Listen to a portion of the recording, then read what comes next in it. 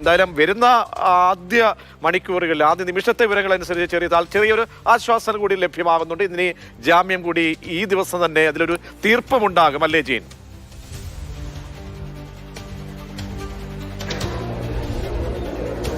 തീർച്ചയായിട്ടും ഈ കാര്യത്തിൽ പോലീസിന്റെ ഭാഗത്ത് വലിയ വീഴ്ച ഉണ്ടായിട്ടുണ്ട്. കാരണം കൃത്യമായിട്ടൊരു കസ്റ്റഡി അപേക്ഷ നൽകുന്ന കാര്യത്തിലാണ് പോലീസിന്റെ ഭാഗത്ത് വീഴ്ച ഉണ്ടായത്.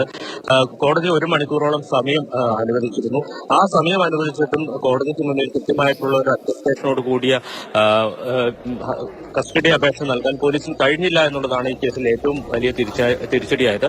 അതോടൊപ്പം തന്നെ ഈ കേസിന്റെ ഒരു സാഹചര്യമുണ്ട്. ഇതിന്റെ ഡിജിറ്റൽ തെളിവുകൾ അത് ആകെ വീണ്ടെടുക്കാനുള്ള ഒരു തെളിവ് എന്ന് പറയുന്നത് ഈ ചർച്ചയ്ക്ക് ഉപയോഗിച്ച ലാപ്ടോപ്പാണ്. ആ ലാപ്ടോപ്പ് പ്രതിഭാഗം ഓൾറെഡി തന്നെ ഇപ്പോൾ തന്നെ കോടതിയിൽ സമർപ്പിച്ചു. അപ്പോൾ സ്വാഭാവികമായും കൂടുതൽ തെളിവുകൾ വീണ്ടെടുക്കാനില്ല. ഇനി PC ജോർജിന് ഇതുമായി ബന്ധപ്പെട്ട ചോദ്യം ചെയ്യൽ പൂർത്തിയാക്കുക മാത്രമാണ് പോലീസിനുമുള്ളത്. കോടതി അതാണ് പരിഗണിച്ചത് എന്നുള്ളതാണ് പ്രതിഭാഗവും ഇത് ചൂണ്ടിക്കാട്ടിയിരുന്നു. രാവിലെ തന്നെ ഈ കേസ് പരിഗണിക്കുന്ന ഘട്ടത്തിലും ഇത് തന്നെയാണ് ചൂണ്ടിക്കാട്ടിയത്. കസ്റ്റഡിയിൽ ചോദ്യം ചെയ്ത് വിശദമായി ചോദ്യം ചെയ്യുകയോ തെളിവെടുപ്പ് നടത്തേണ്ട ഒരു ആവശ്യം നിലവിലല്ല. അതുകൊണ്ട് തന്നെ കസ്റ്റഡി ആവശ്യമുണ്ടോ ഇല്ല എന്ന നിലപാടാണ് പ്രതിഭാഗം എടുത്തത്. അതോടൊപ്പം തന്നെ പ്രോസിക്യൂഷൻ ചൂണ്ടിക്കാട്ടിയത് ഇതുമായി ബന്ധപ്പെട്ട കൂടുതൽ തെളിവുകൾ ശേഖരിക്കാനുണ്ട് എന്നതടക്കമുള്ള കാര്യങ്ങൾ കോടതിയിൽ പറഞ്ഞെങ്കിലും കൃത്യമായിട്ടുള്ള ഒരു കസ്റ്റഡി അപേക്ഷ, കാരണം എന്തിനാണ് കസ്റ്റഡി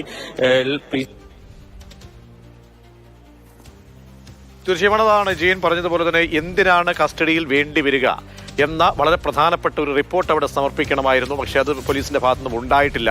പോലീസ് കാട്ടിയ തിടുക്കപ്പെട്ടുള്ള അറസ്റ്റ് അല്ലെങ്കിൽ ഹൈക്കോടതിയുടെ ആ ഉത്തരവ് അല്ലെങ്കിൽ നിലപാട് വരുന്നതിന് പിന്നാലെ നടത്തിയ നീക്കങ്ങളൊക്കെ തന്നെ അങ്ങനെയെങ്കിൽ എന്തുകൊണ്ട് അതിന് തുടർച്ച ഉണ്ടായിട്ടില്ല? പോലീസ് കാട്ടിയ ആ തിടുക്കം അറസ്റ്റിന് ശേഷം കൊടുക്കേണ്ട റിപ്പോർട്ട്, റിമാൻഡ് റിപ്പോർട്ട്, ഇതൊക്കെ മുന്നിൽ കാണണമായിരുന്നു. പക്ഷേ കോടതിയിലേക്ക് കീഴടങ്ങിയായിരുന്നു PC ജോർജിനെ സംബന്ധിച്ചോളം എടുത്ത നീക്കം. വളരെ പ്രധാനപ്പെട്ട നീക്കമായിരുന്നു അത്.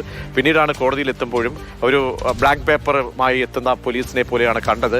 അവിടെ ഈ കേസിന്റെ ഗൗരവം ചൂണ്ടിക്കാട്ടിക്കൊണ്ടുള്ള ഒരു റിപ്പോർട്ടോ അല്ലെങ്കിൽ കസ്റ്റഡിയിൽ വേണമെന്നത് സംബന്ധിച്ചുള്ള റിപ്പോർട്ടോ ഹാജരാക്കിയില്ല എന്നത് പോലീസിനെ സംബന്ധിച്ചോളം ഒരു വലിയ വിമർശനമായി നിൽക്കുന്നു. ജെയിൻ, എന്തായാലും പോലീസിന്റെ ആ നിലപാട് തന്നെ കുറച്ചുകൂടി ഗുണപരമായ രീതിയിൽ ഒരു അനുകൂല സാഹചര്യം ഉണ്ടാക്കാൻ കഴിഞ്ഞു. മറ്റ് എന്തെങ്കിലും ചൂണ്ടിക്കാട്ടിയിട്ടുണ്ടോ ഈ ആരോഗ്യാവസ്ഥ സംബന്ധിച്ചും മറ്റ് പ്രായം ഇതൊക്കെ ഉള്ള കാര്യങ്ങൾ? കാരണം അതിന് ജാമ്യവുമായി ബന്ധപ്പെട്ടൊക്കെ ഇനി പരിഗണിക്കേണ്ടതാണെങ്കിലും പ്രഥമ ദൃഷ്ട്യാ മറ്റെന്തൊക്കെ കാര്യങ്ങൾ ചൂണ്ടിക്കാട്ടിയിട്ടുണ്ട് പ്രതിഭാഗം?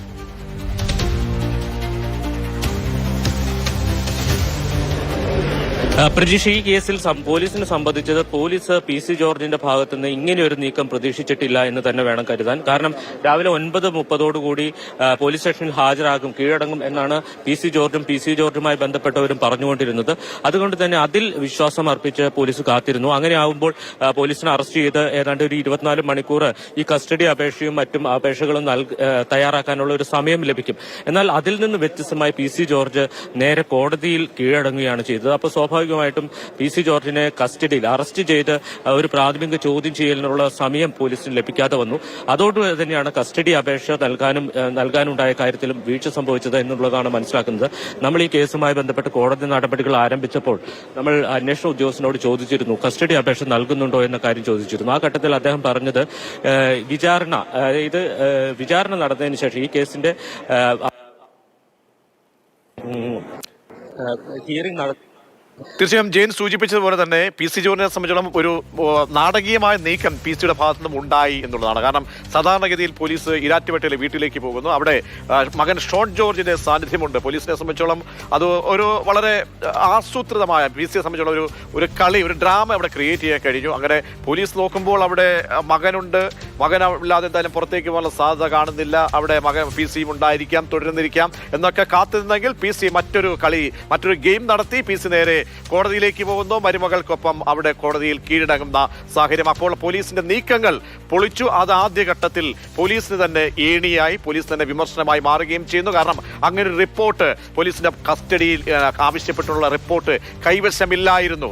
അപ്പോൾ എന്തിനു വേണ്ടിയാണ് ഒരാളെ കസ്റ്റഡിയിൽ വാങ്ങുന്നത് എന്ന വളരെ പ്രധാനപ്പെട്ട ഒരു ചോദ്യമാണ് കോടതിയെ സംബന്ധിച്ചോളം. കോടതി അത് സ്വാഭാവികമായും ചോദിക്കുമെന്ന് അറിയാം. അത് പ്രതിഭാഗം ആ രീതിയിൽ ഒരു നീക്കം നടത്തുകയും ചെയ്തു. അതിന്റെ അടിസ്ഥാനത്തിൽ ഇപ്പോൾ 6 മണി വരെ PC ജോർജിനെ വിദ്വേഷ പരാമർശ കേസുമായി ബന്ധപ്പെട്ട് കസ്റ്റഡിയിൽ വിട്ടിരിക്കുകയാണ്.